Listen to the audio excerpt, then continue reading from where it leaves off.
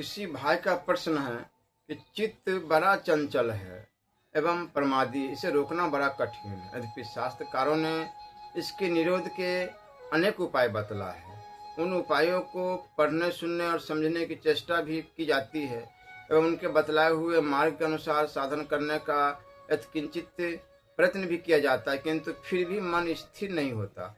अतः इसके निरोध का सुगम उपाय क्या है? दुखों की आत्यंतिक निवृत्ति एवं परमानंद की प्राप्ति के लिए चित्त का निरोध करना आवश्यक है। श्रुति, स्मृति तथा शास्त्रों में बतलाए हुए साधनों के अनुसार तत्पर होकर चेष्टा करने से इसका निरोध हो सकता है, किंतु असल बात तो यह है कि साधारण साधकगण इसके लिए यथेष्ट प्रयत्न तो करते नहीं, केवल सुगम उपाय ही पूछते रहते हैं। इसलिए अधिक मनुष्य की प्राय यही शिकायत रहती है कि मन स्थिर नहीं होता। शास्त्रकारों ने चित्त निरोध के अनेक उपाय बतलाए हैं।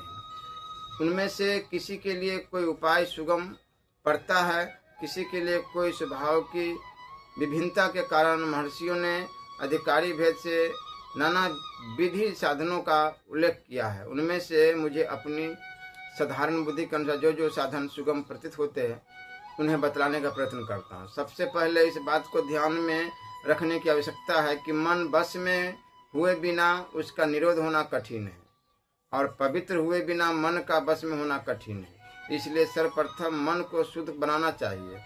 उसकी शुद्धि के लिए महात्माओं ने एवं स्वयं भगवान ने अनेक साधन बतलाए। महर्षि पतंजलि सुखी पुरुषों से मित्रता, दुखियों पर दया, पुण्यात्माओं को देखकर हर्ष और पापियों को प्रति उदासीनता रखने को चित्त शुद्धि का साधन बतलाया है। और चित्त के शुद्ध होने से ही प्रसन्नता होती है, तब चित्त निरोध होता है। भगवान श्री कृष्ण ने गीता अध्याय 5 और श्लोक 11 में मन शुद्धि के लिए आसक्ति को त्याग कर कर्म करने की आज्ञा दी है। अन्य सभी साधु महात्माओं ने भी लगभग इसी प्रकार कहा है।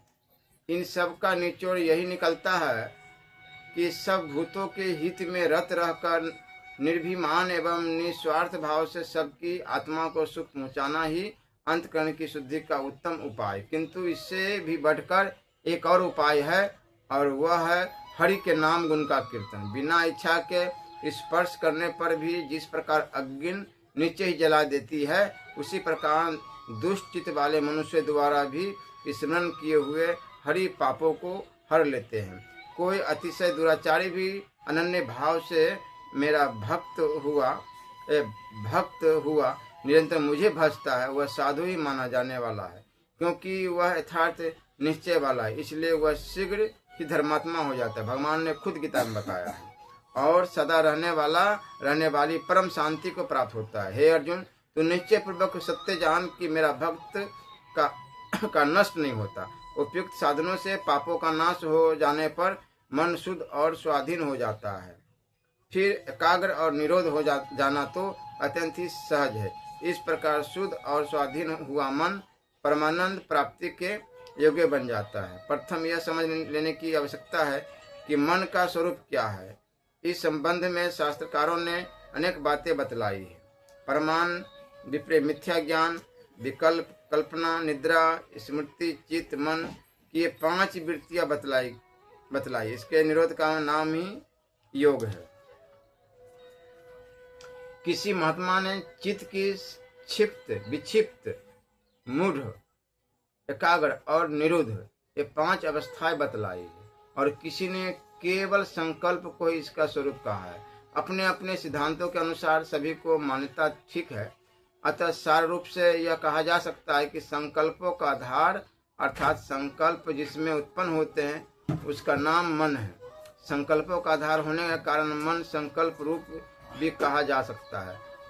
अब विचारणीय विषय यह है कि संकल्पों का निरोध किस सहज और सुगम उपाय से हो सकता है, किंतु इससे भी पूर्व यह जान लेने की आवश्यकता है कि संकल्पों के बार बार उठने तथा साधन के लिए रुचि न होने में प्रधान हेतु कौन से है।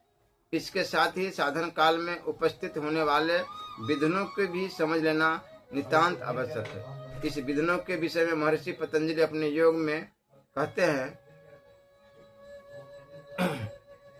कि रोग, अक्रमणता, संशय, प्रमाद, व्यर्थ चेष्टा, आलस, वैराग्य का अभाव, भ्रम, चित्त भूमि की अप्राप्ति, चित्त का विशेष समय तक स्थिर न रहना, ये 9 चित्त के विक्षेप है। दुख, क्षोभ, अंगों का फरकना, श्वासों का आना जाना, ये सभी उपयुक्त 9 विक्षेपों के साथ रहने वाले हैं।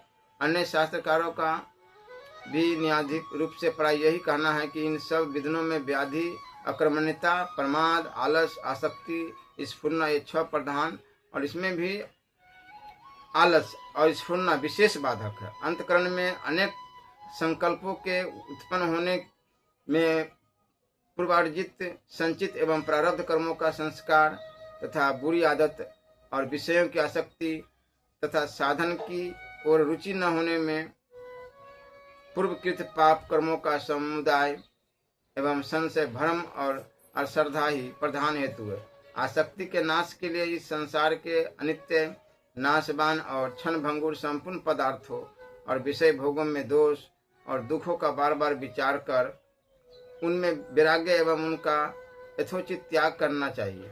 प्रारब्ध कर्म का क्षय तो प्राय भोगने से ही होता है और संचित कर्मों का यानी संपूर्ण पापों का नाश निष्काम भाव से दुखी मनुष्य की सेवा तथा ईश्वर के नाम जप से होता है। बुरी आदत, संशय, भ्रम और अश्रद्धा के नाश के लिए सत्पुरुषों का संग और सत्य शास्त्रों का विचार ही विशेष लाभप्रद। मन निरोध के विषय में गीता अध्याय 6 श्लोक 34 में अर्जुन ने भगवान श्री कृष्ण से पूछा था। अर्जुन की शंका को स्वीकार कर उन्होंने यही उपदेश दिया, यद्यपि मन चंचल और अस्थिर है तथापि अभ्यास और वैराग्य से वह स्थिर हो सकता है। हे महाबाहो, निस्संदेह मन चंचल और कठिनता से बस में होने वाला है, पर अभ्यास और वैराग्य से यह बस में होता है, फिर सहज में ही उसका निरोध हो जाता है। अभ्यास और वैराग्य से उसका निरोध होता है। सांख्य रचयिता भगवान कपिल देव ने भी अभ्यास और वैराग्य को चित्त निरोध का साधन बतलाया है। अन्य सभी शास्त्रकारों का भी इसी विषय में प्राय यही सिद्धांत है। किसी भक्त का कहना है कि मन फुरना से रहित कर जोने विधि से हो, चाहे भक्ति चाहे योग से चाहे ज्ञान से खो। उपयुक्त विवेचन से यही सिद्ध होता है कि अभ्यास और वैराग्य ही चित्त निरोध के उत्तम उपाय। इसलिए विषयों से वैराग्य करके मन के निरोधार्थ कटिबद्ध होकर अभ्यास करना चाहिए। इस प्रसंग पर अभ्यास और वैराग्य का स्वरूप समझ लेने की आवश्यकता है। त्रिगुणात्मक संसार के विषय भोगों और समस्त पदार्थों में तृष्णा और आसक्ति के आत्यंतिक अभाव का नाम वैराग्य। इस संबंध में अन्य शास्त्रों की प्राय यही मान्यता है। अभ्यास एक व्यापक शब्द है, उसकी व्याख्या विस्तृत है, किंतु विस्तार न करके केवल सारे बातें बतलाई जाती। इस विषय में महर्षि पतंजलि कहा है, अर्थात परमात्मा में स्थिति के लिए यत्न करने का नाम अभ्यास है। स्थिर न रहने वाला यह चंचल मन जिस जिस कारण से सांसारिक पदार्थों में विचरता है, उससे वे रोक कर बार बार परमात्मा में निरोध करे।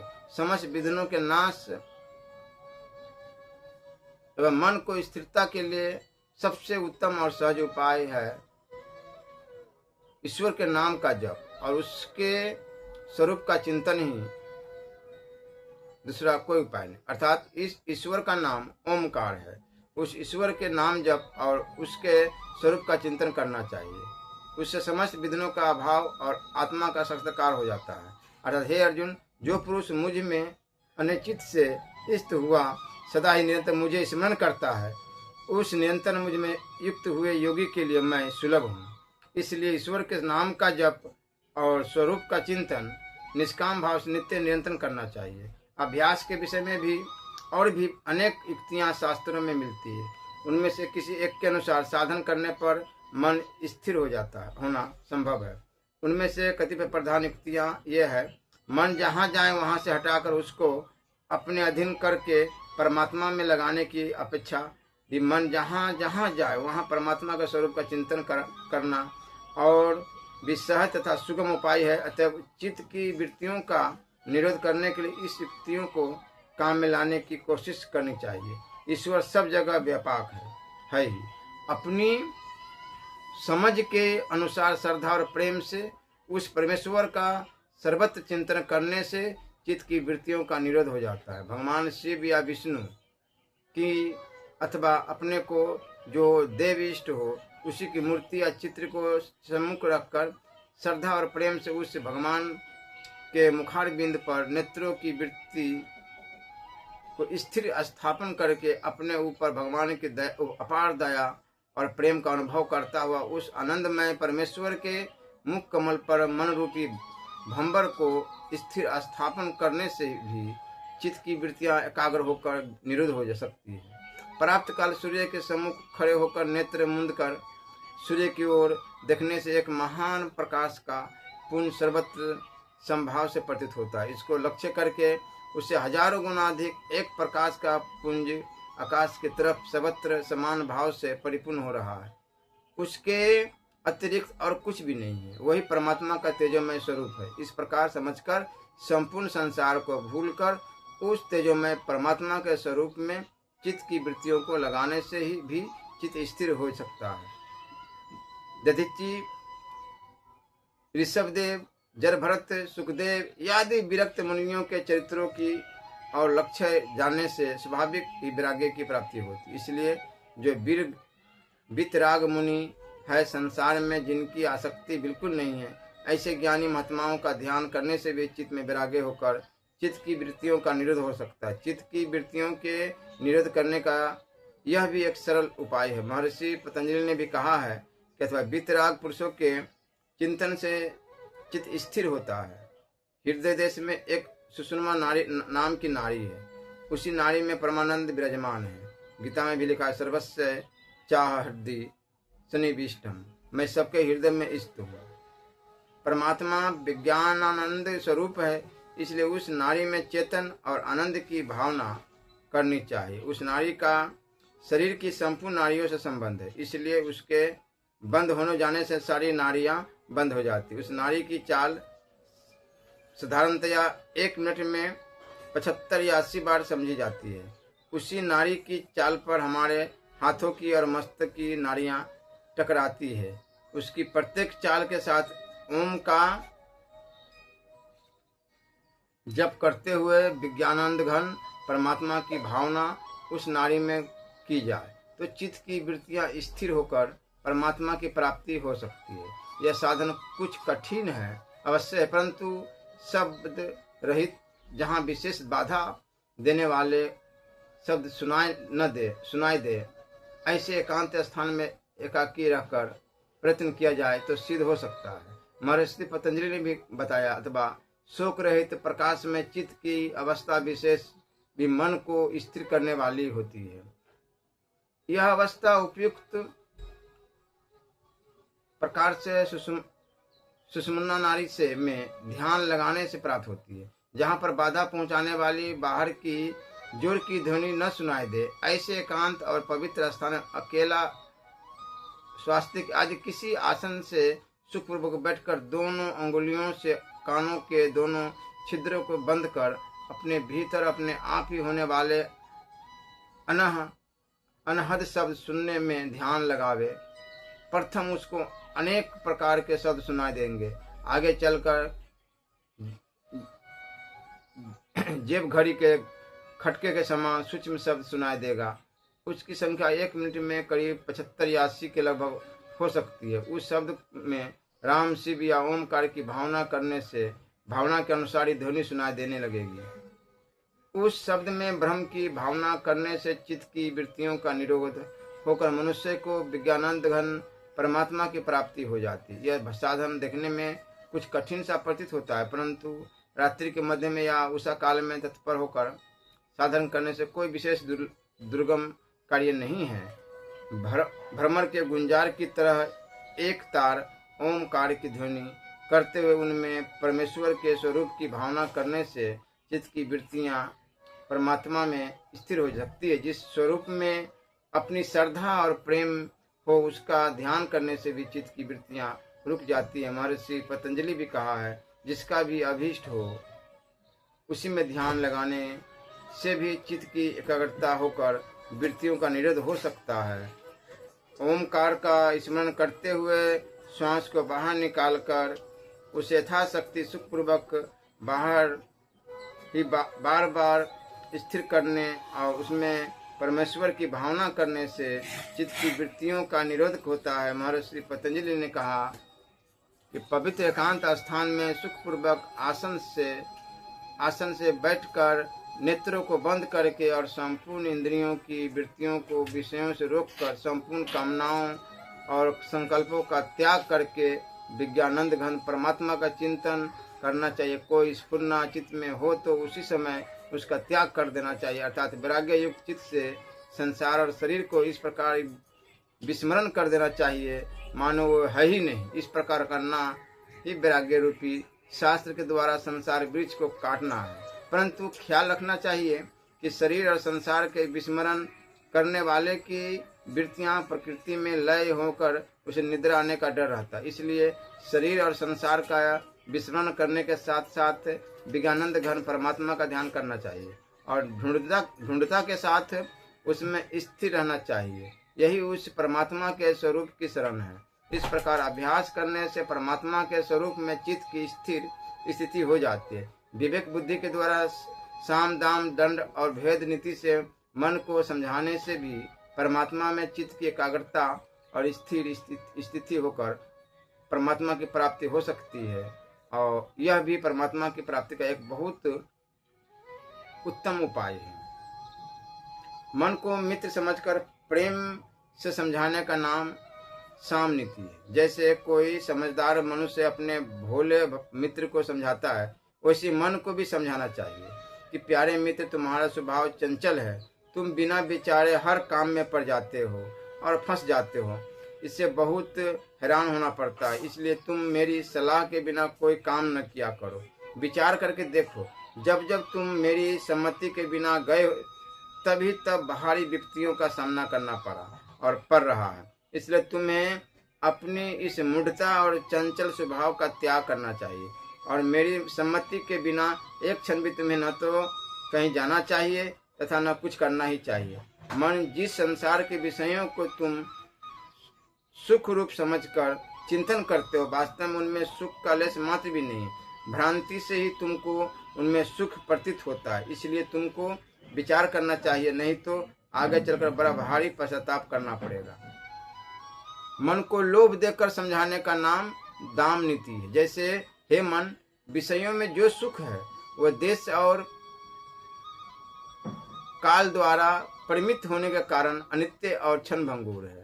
जैसे स्वादु भोजन जिह्वा को प्रिय होता है किंतु श्रोत्र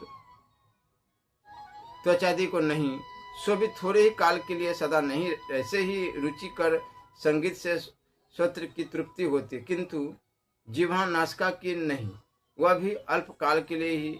इसे यह समझ लेना चाहिए कि प्रत्येक सांसारिक सुख देश और काल के द्वारा परिमित होने के कारण नाशवान और क्षणभंगुर।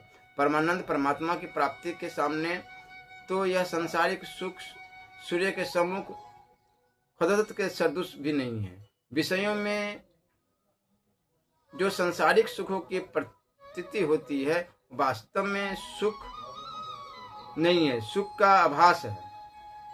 क्योंकि जब असली सुख की प्राप्ति होती है तब सांसारिक सुख सूर्य के उदय होने पर तारों के समान छिप जाते हैं।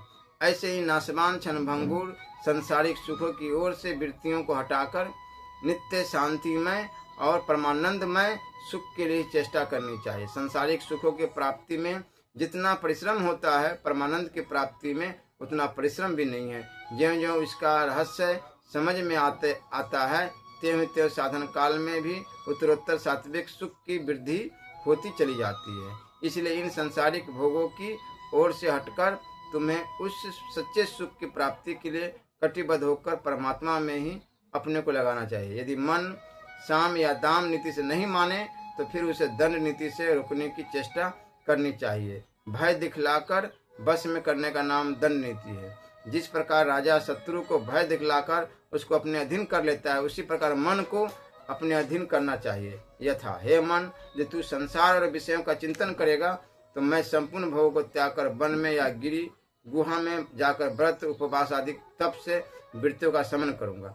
भूख के कारण मेरे प्राण भले ही चले जाए, जहां उनकी परवाह नहीं, किंतु तेरा मूलोच्छेदन अवश्य कर दूंगा। संसार के चिंतन से तेरी और मेरी इतनी भयानक दुर्दशा हुई और हो रही है। मूर्खता और चपलता के कारण तू इस बात को नहीं समझता।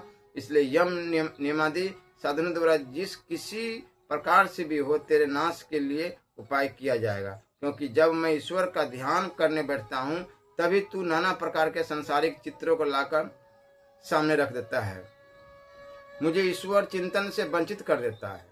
और जब मैं जप या पाठ करता हूँ तब तू उसमें संसार के मिथ्या कर्मों की आवश्यकता दिखलाकर जप और पाठ में शीघ्रता कराता है, जिसमें मैं कृतकार्य नहीं हो पाता। जब मैं नित्य कर्म और ईश्वर की भक्ति को धैर्य के साथ करना चाहता हूँ तब तू निद्रा काल अरसे लेकर मुझको मोहित कर देता है।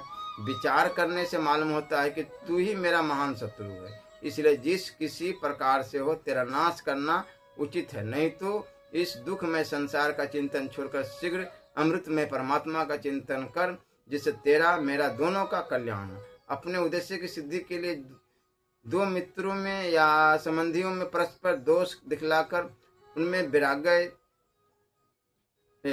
वैमनस्य उत्पन्न करा देने का नाम भेद नीति है। विषय भोगों को लेकर मन और इंद्रियों की जो परस्पर की प्रीति है उसे तोड़ने के लिए इस भेद नीति से भी काम लेना चाहिए। पहले इंद्रियों को यह समझना चाहिए, मन लोभी मन लालची मन चंचल मन चोर, मन के मते न चलिए पलक पलक मन और। हे इंद्रियों, यह मन बड़ा चंचल लोभी एवं मूर्ख है। मन की बात सुनकर बिना विचारे हठात किसी कार्य में नहीं लगना चाहिए। यदि काम क्रोध और लोभ के पंजे में फंसे हुए मन की बात सुनकर झूठ कपट चोरी बेविचार और हिंसादी कर्म किए जाएंगे तो इस लोक और परलोक के भारी दुखों का सामना करना पड़ेगा। जैसे झूठ कपट करने से राजदंड, इज्जत की हानि एवं नरक की प्राप्ति होती है, वैसे ही चोरी और बेविचार आदि के करने से भी गाली मार अपकीर्ति राजदंड होता है और फिर घोर नरकों की प्राप्ति होती है। अतएव तुम यदि अपना हित चाहती हो तो पापाचार एवं विषयों के सेवन का त्याग करो एवं बुद्धि का आश्रय ग्रहण करके अपने कल्याण के सदाचार और परमेश्वर की सेवा पूजा आदि में कार्य में लग जाओ। मन को समझाना चाहिए कि ये इंद्रियां अपना मतलब गांठने के लिए तुम्हारी सहायता से विषयों का सेवन करती है और अपना मतलब निकालकर तुम्हें बड़े भारी दुख के गड्ढे में गिरा देती। जैसे जिह्वा इंद्रिय की प्रेरणा से पथ्य मानकर उसे खाने में, इस पर इंद्रिय की प्रेरणा से स्त्री शाबाश समय क्षणिक और नाशवान विषय सुख में आनंद का अनुभव होता है, परंतु परिणाम में अनेक प्रकार के रोगों की वृद्धि होकर नाना प्रकार की पीड़ा और भारी दुखों का सामना करना एवं सदा के लिए पश्चाताप करना पड़ता है एवं बल वीर्य तेज कीर्ति पुण्य और आयु का नाश हो जाता है। वैसे ही अनन्य इंद्रियों के विषय में भी समझना चाहिए। कहने का तात्पर्य है कि इंद्रियों के बस में हुआ तू नाना प्रकार के पाप करके नरक की और यातना का पात्र बन जाता है। इसलिए हे मन, यदि तू असावधानी के कारण अपने को नहीं संभालेगा तो करोड़ों जीवों की जो दशा होती है वही दशा अपनी होगी। आज पशु पक्षी कीट पतंग आदि जीव जो घोर कष्ट पा रहे हैं वह उनके मनुष्य जन्म में समझकर न चलने का ही कारण है का परिणाम। इसलिए इस बार तू चेत जाएगा तो बहुत उत्तम है, नहीं तो महान हानि है। अतः तू सावधान हो एवं मनुष्य के अमूल्य जीवन का एक क्षण भी व्यर्थ न बिता। मनुष्य जीवन का एक पल भी ईश्वर चिंतन के बिना बिताना अपने आप को मृत्यु के मुख में ढकेलना है, क्योंकि अंत काल में मनुष्य जिसका चिंतन करता हुआ जाता है उसी को प्राप्त होता है और सदा जैसा अभ्यास करता है प्राय अंत काल में उसी का चिंतन होता है। इससे यह सिद्ध होता है कि इस नश्वान संसार का चिंतन करना ही पुनः पुनः मृत्यु के मुख में पड़ना है। अतएव संसार के चिंतन को मृत्यु के समान समझकर उससे हटकर हर समय ईश्वर की चिंतन करना चाहिए। व्यवहार काल में भी जब सब वृत्तियां संसार के पदार्थों की ओर जाए सर्वत्र ईश्वर का ही चिंतन करना चाहिए। गीता में भी कहा है, जो पुरुष संपूर्ण भूतों में सबके आत्मरूप मुझ वासुदेव को ही व्यापक देखता है और संपूर्ण भूतों को मुझे वासुदेव को अंतर्गत देखता है, उसके लिए मैं अर्धुष्य नहीं होता, वह मेरे लिए अर्धुष्य नहीं होता है। इस प्रकार मन को समझाकर नित्य निरंतर भगवान के चिंतन में लगाने से वह स्थिर हो जाता है और साधक को परमात्मा की प्राप्ति हो जाती है। श्री राधा वल्लभ लाल की जय।